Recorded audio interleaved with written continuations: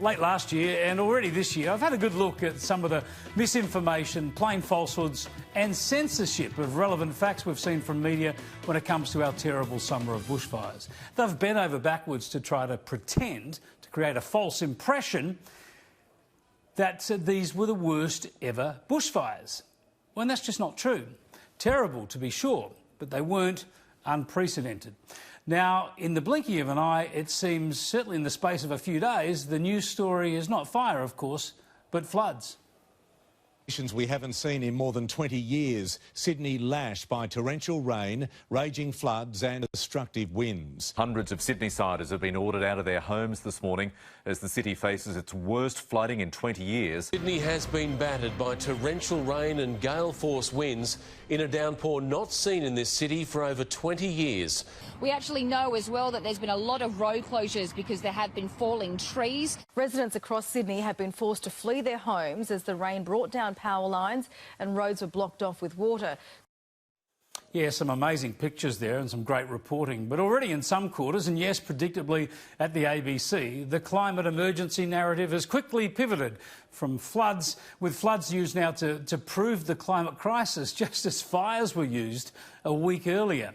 ABC reporter Sophie McNeil tweeted today that it feels like this summer in Australia has been a warning to the world of what lies ahead. Soaring temperatures, drought, massive unprecedented bushfires, freak damaging storms and now beach erosion. Hashtag climate change and climate emergency. That's it. Every weather event used to push an alarmist ideological point. Every activist slogan is taken up by the publicly funded journalists who are supposed to be interested in facts and objectivity. And you won't hear the ABC pick up the wayward predictions of its political heroes. Even the rain that falls isn't actually going to fill our dams and our river system. Even the rain that falls isn't actually going to fill our dams and our river system. Yep, Warragamba up 20%, a year's supply of water for Sydney going in this last few days. At last we checked and it's still coming in. We decided to have a look at how the ABC, especially the Media Watch show and its host Paul Barry, are using your money to run their climate hysteria lines, manipulating the facts and misrepresenting their commercial rivals such as News Corp and Sky News. And welcome to Groundhog Day, where the loudest voices at News Corp are adamant that the summer's terrifying bushfires have nothing to do with climate change. Or if they have, there's nothing we can do about it. And as always, welcome back to News Corp's team of hand-picked, highly paid columnists and TV hosts on Sky who are leading the chorus. So let me deal with the issue head on. Does climate change cause these fires? No. So that's the key, the drought. And if the drought can't be blamed on climate change, you can't blame the fires on climate change, especially when so many are deliberately lit. What's burning in Victoria are eucalypts. What's burning in South Australia are eucalypts. When are we going to wake up and stop using this as an excuse to justify the climate change hoax? Passionate denial that the bushfires should make us act on climate change runs right across the Murdoch media in this country, reaching an audience of millions. There you have it, pretending we all agree when we clearly hold different views and don't mind debating them either. It's just not true to say that I've claimed the bushfires and climate change have nothing to do with each other.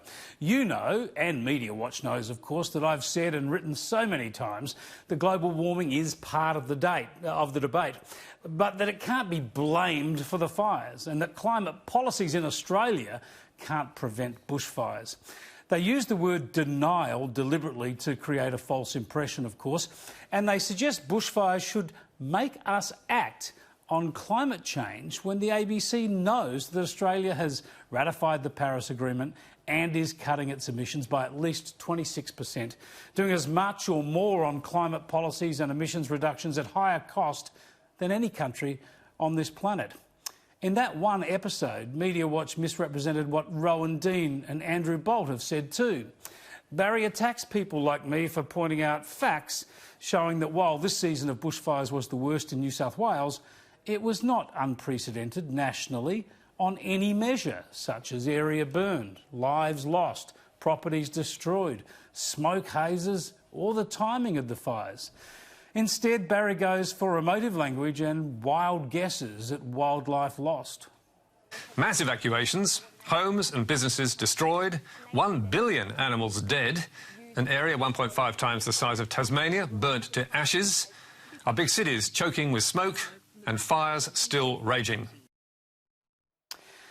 See, he seems to be just preoccupied with these alarmist politics and opinions. Barry is less interested in verifiable facts. He didn't share any of the historical records that I've reported on this and other shows over recent months. Instead, he went for stuff like this. There's no doubt that climate change activists across the world think the fires should be a tipping point. And many Australians agree, with 72% of respondents to an Australia Institute poll last month saying the fires should be a wake-up call to the world.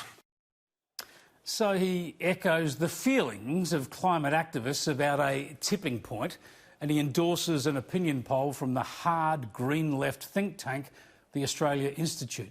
That's your tax dollars at work, flouting the ABC Charter and spreading Barry's green left alarmist opinions along with the political rhetoric of organised climate activists.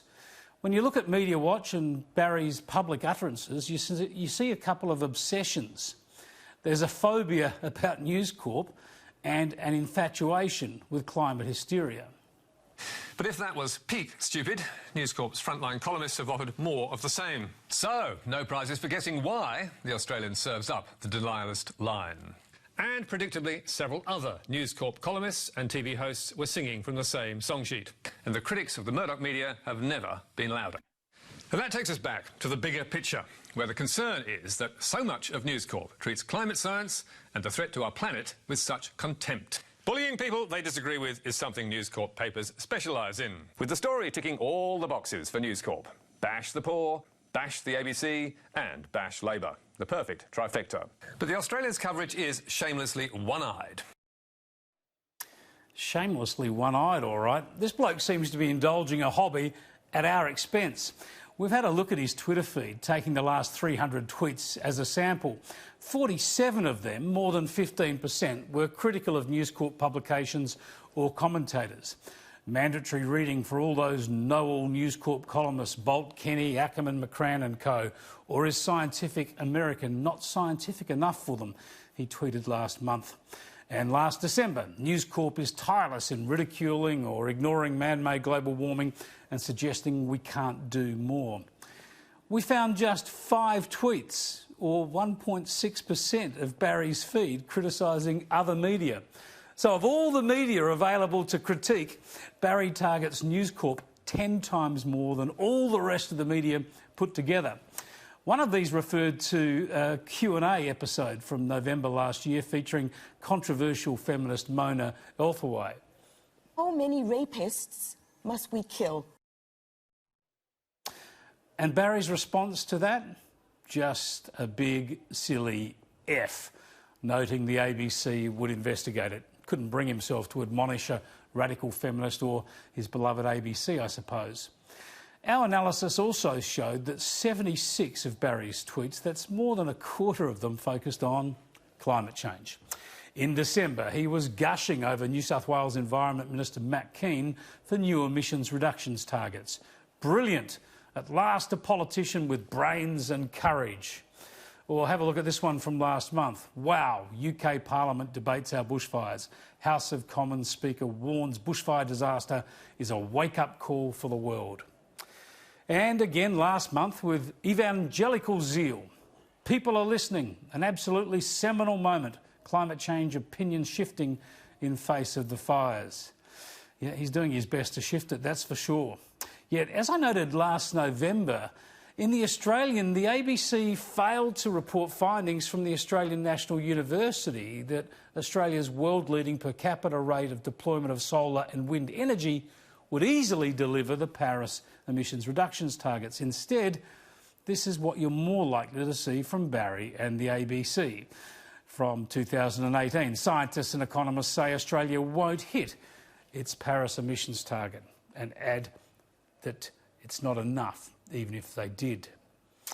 Barry styles himself as a media watchdog. His whole program, probably the most expensive weekly 15 minutes of television in this country, is supposed to be directed at media standards. Yet Barry manipulates facts and misrepresents other media in obvious efforts to push his own political agenda and demonise his media rivals.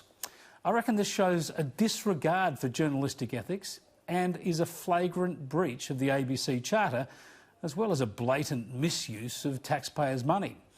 Yet ABC management and its board either endorse this or do nothing to stop it, while they turn up in Canberra and ask for more taxpayers' money. If the coalition were to give them any more of our money, it would be letting the country down, subsidising its own political enemies and engineering its own downfall.